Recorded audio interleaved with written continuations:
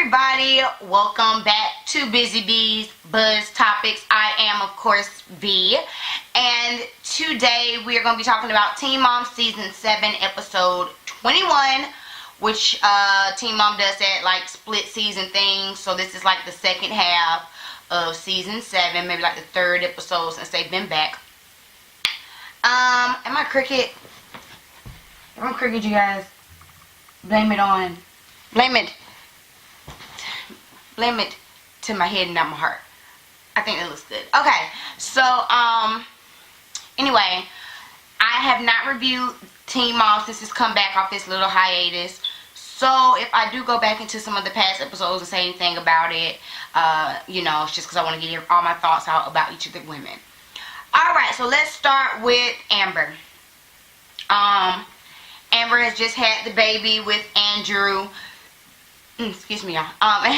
Amber's just had the baby with Andrew, a cute little boy, and she's, you know, settling into motherhood again. She seems to be doing well. She says she got her meds adjusted. The main thing is that Leah is becoming, you know, she's becoming older. She's like becoming a preteen. She kind of wants to hang with her friends, and that really hurts Amber's feelings. But I mean, what are you gonna do? What I think though is that I don't know if Amber has set times that she sees Leah, or if it's always just like, oh, I want to see her, let's go, you know, get her. I don't know like how that works. It doesn't seem like they have a set visitation schedule, or if they do have one, they vary from it quite often, which I think is fine. But Leah, I get Leah wanting to hang with her friends, but like, if it were me and I'm like, no, we're going to do this, I would just go get her, you know, as the mom. Like, that's just what I think.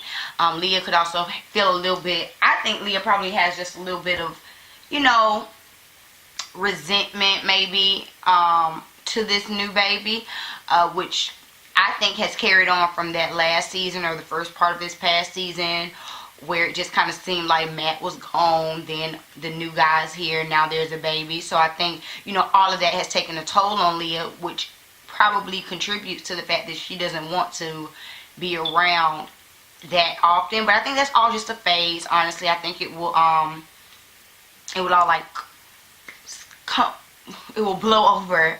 Amber just has to make sure that she's still trying to be present in Leah's life, and making sure that she's reaching out to her and trying to talk to her, and you know, all those type of things.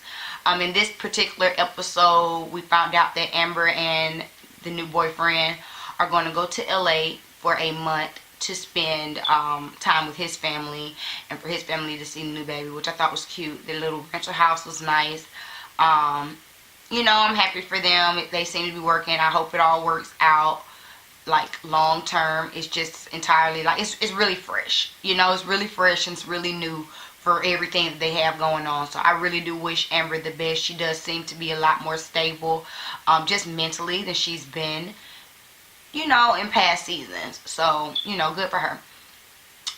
Next we talk about Macy. Macy talked about her PCOS. I'm not even gonna go through all that, but her PCOS and how that has affected her. She's been very open and honest about it. She's talked about how that's caused her miscarriage in the past. How, you know, she didn't know if she would be able to conceive children after Bentley, and here it is, she has 2 more. She's talked about the pain that it's caused, especially during the first half of this season. She definitely really kind of dove into that. So I found it really great that she is becoming an advocate, you know, going and trying to get PCOS month. It's it's something extremely common in women, more common than we would like to admit, just like miscarriages are more common than we would like to admit. So I really do commend Macy for using her platform to get the awareness out there. I thought the award was really nice of them to give to her. And so I'm happy for her. I hope that they can actually make some real changes, and it can go on through Capitol Hill, so it won't just be a bill on Capitol Hill, you know. Shout out to Schoolhouse Rock. And other than that, we of course have Bentley, and Bentley goes and spends time with his grandparents because is his name Adam? Adam? I can't remember his name. I mean, it's really irrelevant. But because Bentley's father is clearly still on drugs, and clearly losing his mind. And I think I commend Macy, to be honest with you. I commend Macy. I commend his Bentley's grandparents and Macy still being able to work together so that they can still spend time with him, even though his son can't be around him. You know, when he called Macy's husband and threatened his life, as far as I'm concerned, if it were me, we done. Like, you know what I'm saying? I don't trust my son to go over there. Period. You know what I'm saying? But Macy's working with his parents, and they seem to be, you know, respecting her wishes, and with everything that's going on, I mean, they have no choice, because the bottom line is she's the mom, and if she doesn't want him over there, she doesn't have to have him over there, you know. So I do like how they have worked through it. It is extremely awkward. I mean, that is, you know, their son, and they're going to, of course, have his back, just like Macy would have Bentley's back. So I'm sure it's extremely awkward, but they seem to be working through it as a unit, despite the dysfunction of it all. I hope that this isn't really tainting Bentley, because at least he's still getting he's getting father figures, be it from his grandfather, be it from you know, Macy's new husband. You know, he's still getting, like, you know, good father roles and examples, even though his father essentially is a dirtbag. I mean, it is what it is.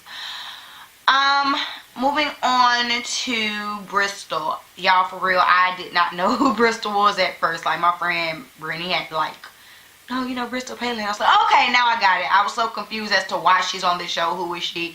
Personally, I did not want them to add any new cast members to Teen Mom OG. I mean, it's Teen Mom OG, as in the OG girls, as in, you know, people that were from 16 and pregnant and move forward. But it is what it is. They brought Bristol. I personally, you know, I don't like her. I'm sorry. It is what it is. I don't like her attitude. She's very, I don't know. She just seems so, like, shut down. And, I mean, I guess I get it. She's been in an emotionally abusive relationship, essentially, with this veteran who has PTSD, who's one of the only people that survived in his unit. That's extremely stressful. And I don't think she knows how to handle it, and I don't think she has the emotional capability to handle it. As a military wife, I understand that it's extremely hard to just deal with the military aspect, the soldier aspect, the mood swings that they have because of their jobs, the PTSD that they have because of things that they've seen due to their jobs. And it takes a whole nother level of strength to deal with that.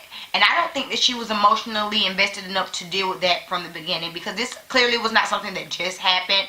He has been this way. It's possible that it could be progressively getting worse. It does seem like they did try to do some therapy, but even in therapy, he referenced to a therapy session that they had where she said she's waiting on him to basically kill himself. And I'm sure it wasn't said in that way, but that's what he heard. So that's already like this breakdown in their communication and in their ways to relate with each other. I think it's a good thing that they're getting divorced, because it's going to be clearly a very unhealthy relationship. I do not like when he called her, and his whole point for calling her was like, I just want to know what y'all doing, like where the kids gonna be, where I need to be, what day you coming back. Like, I just need some communication about the children. And she goes into this whole rant about, oh, well, I've talked to my lawyers about this, and you know, it's just, to me, it was just like a lot. And I agree with him when he said that it's exhausting. I'm sure it's exhausting, and you can tell that she's done. you know, I don't think he's done like she's done. I think he really does want to save his relationship. I think he, and I'm not in any way trying to paint him as like this victim, or, you know, like, you know, she's the bad guy. I'm sure they both did their things equally in the relationship. She talked about how he has, you know, called her out of her name and these type of things, and no one should live in that. I'm not saying that. I'm just saying, looking from outside, looking in, it just seems like he wants the relationship that she doesn't want, and she's very cold.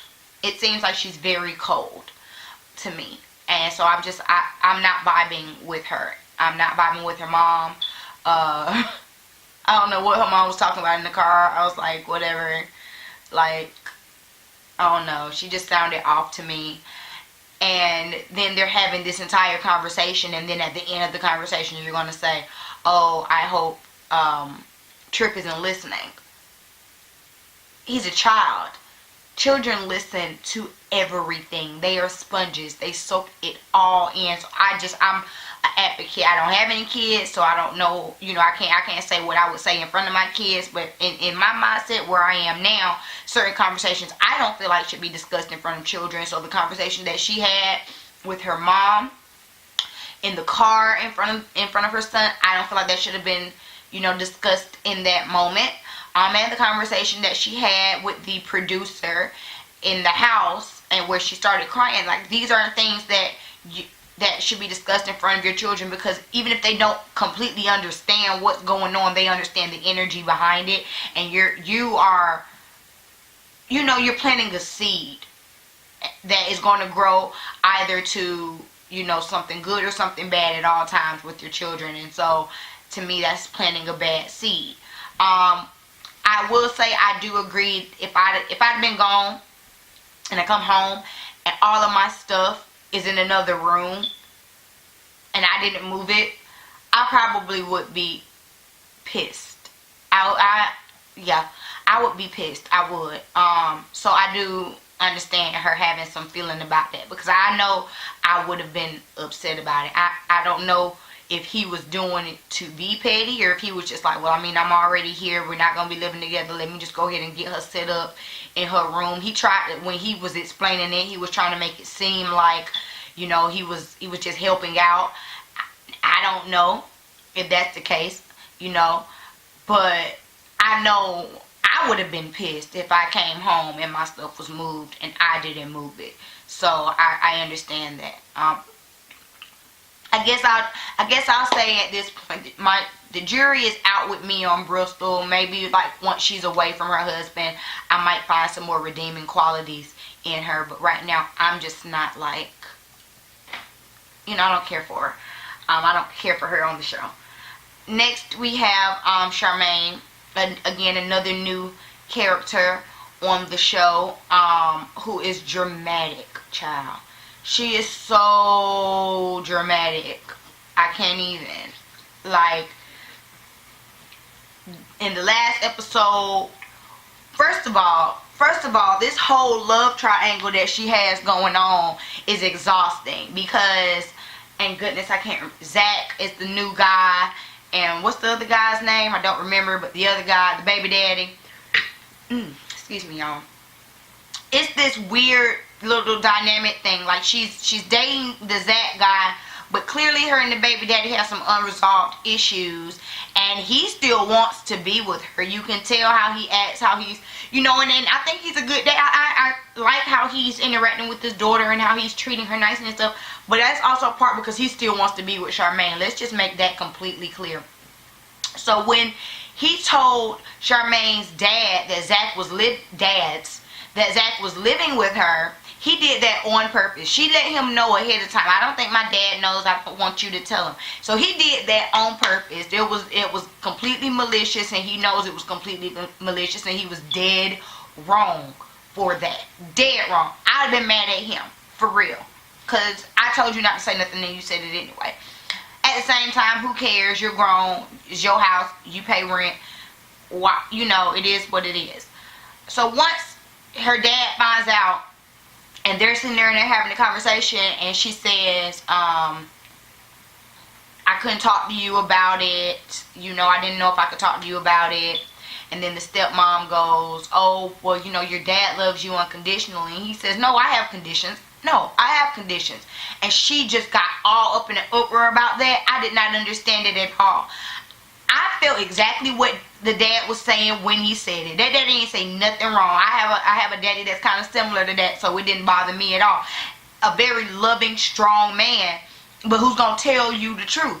The truth is, we all love with conditions. There's no one on this earth that loves anyone unconditionally. I don't care who you are. You don't love anyone unconditionally. If you love your mother, you love your mother because your mother is your mother. That's a condition. I love her as much as I love her because she's my mother.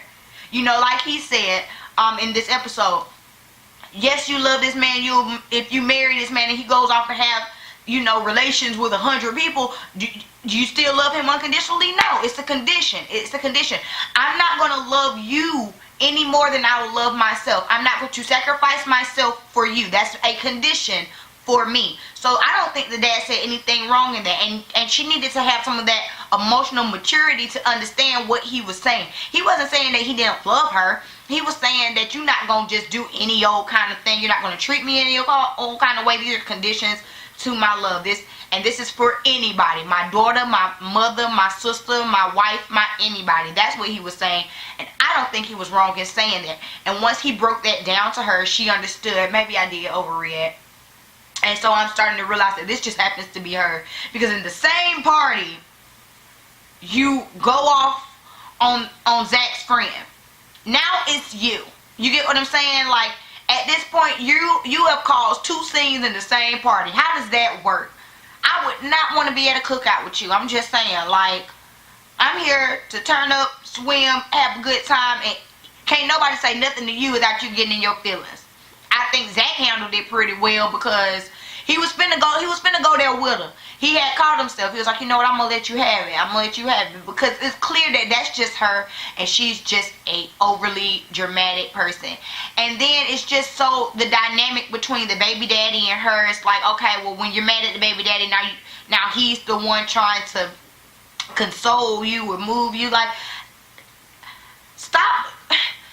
She need not be in this other relationship till this first one has complete closure, and it's clear that it does not have closure and that there's something going on, and you give them the right circumstance and the right amount of alcohol and the right time of night, and they would be going half on a second baby. That's all I'm saying. And finally, let's talk about Kaitlyn and Tyler. I saved them for last because this season is really hurtful to watch. It just is. It's hurtful to watch how oblivious Kaitlyn is to how her actions is making her husband feel. Tyler is almost at his wit's end, and you can see it all in his face. He's exhausted. He's emotionally drained. He's depressed. He's going through his own things, and it's like, and I think I spoke about it in the last season about how Kaitlyn just up and left for the second time without any consulting with her husband. She just did it, and that was selfish. And I understand that she's saying, and she said it when they were with Dr. Oz, that she was doing this to better herself, so she could be a better mother, so she could be a better wife. And I get all of that, and I know that where it was coming from a good place, but it was still a very selfish place. And she has been showing that she's been very selfish. And that's just the bottom line. Sometimes you do have to be selfish. Sometimes you do have to work on yourself. But at the same time, you are sacrificing your husband to work on yourself. Alright? He has taken on this huge burden of this clothing line that they have, if they still have that going on. It seems like they do. Of this baby who's a toddler, and you know toddlers are a whole handful in themselves. On this house that they're trying to move into and fix up, on this horse that you just had to have, on a goat that or a pig or whatever, just all these animals that you just had to have. He has his dad in treatment. Like, he has a lot too, and you have been of no real help to him, as we've seen in these past seasons. So now Tyler is going and talking to, therapists, because he's clearly upset. And it upset me in the last episode when, again, Kaitlyn made it about herself. And Tyler was really trying. It's like Tyler can't express himself for fear of upsetting Kaitlyn. So he kind of pity pats and beats around the bush, and all that's doing is further hurting him. So he comes home and he says, I talked to my counselor. She gave us these little packets to work on. She said we probably need to watch last season together so we can kind of see from a different perspective. And she's like, well, why should we watch last season? Or, why should I have to fill out these packets? Clearly, there's a breakdown between you and him. Clearly. And so, if this is what his therapist is needing for him to help grow, you should be supporting him. He's been supporting you. You know what I'm saying? It shouldn't be all this pushback. It shouldn't be all this, all of this that it is. And then she goes into this pity party, woe is me. Well, do you think that I really just wanted to leave? And of course we don't think you wanted to leave. And he's not blaming you for needing your therapy. What he's saying is you left him. And now he has to deal. Now he has to figure out what it is that he needs. You got what you needed. Now it's time for you to help him get what he needed. He did it for you. You know what I'm saying? Like, it was just really aggravating to me. Like, and then when they went to the Dr. Oz show and they were talking and everything, and you can see Tyler is hurt. Tyler, but he just doesn't know how to express it, and you can see it in his face.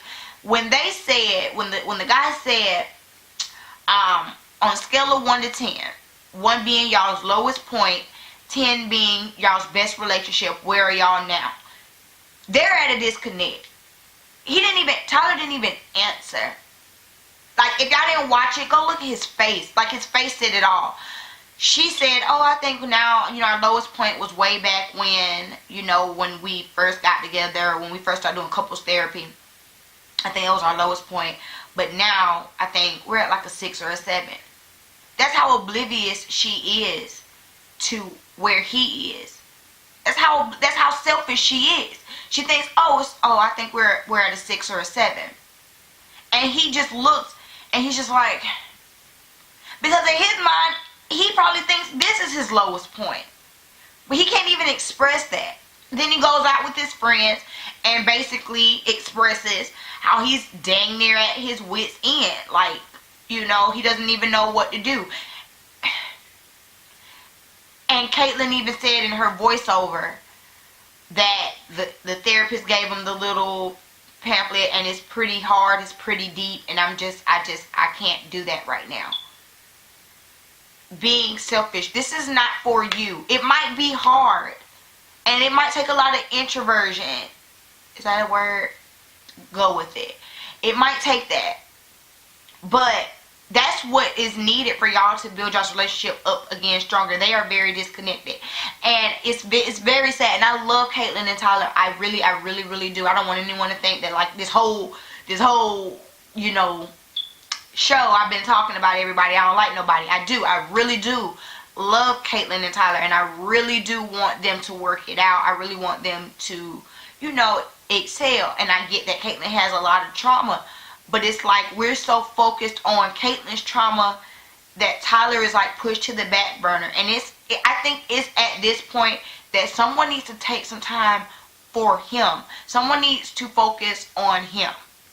He takes so much, and someone needs to focus on him. So I hope that Kaitlyn gets it together. I want them to watch some of these episodes. I think the therapist was right on with that. They need to watch it. They need to see what he has to say behind the scenes that he can't say to his wife because he's so wanting to, to coddle her and to save her feelings. And she needs to know the real deal, Holyfield. That's what she needs to know. And he can't say it, so maybe she needs to watch it. And don't go into a depression about it. Fix it. Change it. Deal with it. Grow. Move forward. And don't use the crutch of mental illness. Not saying that she does not have mental illness.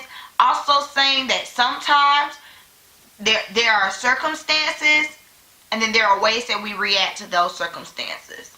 You know what I'm saying? The circumstance might be that you have mental illness, but are you just going to wallow in it? Are you going to use that as an excuse? Or are you going to, push forward and work through some of the uncomfortableness? Because life is going to be uncomfortable sometimes, and you just have to deal with it. That's just the bottom line. So those are my thoughts on Teen Mom Season 7, Episode 21. Please drop down in the comments. Let me know what y'all thought about this episode. What do you think about Kaitlyn and Tyler? Do y'all think that, they're going to be able to work it out? Are they going to be able to make it? Is Tyler done? He was, are they pregnant now, I think? I don't know. But, they are still together. But do you think that the resentment has already been built? Is it so far gone that it can't be saved, or are they going to reel it in and fix it? Let me know what you think about Bristol and Charmaine as new cast members to Teen Mom OG. And I will see y'all next time. I'm going to do probably Teen Mom Young and Pregnant here shortly. So, yeah. Also, if you like beauty channels, beauty blogging, reviews, all things beauty, make sure y'all check out my other channel, Be So Style, and I'll leave a link down below, as well as something up here on the screen. And I will see y'all next time. Peace.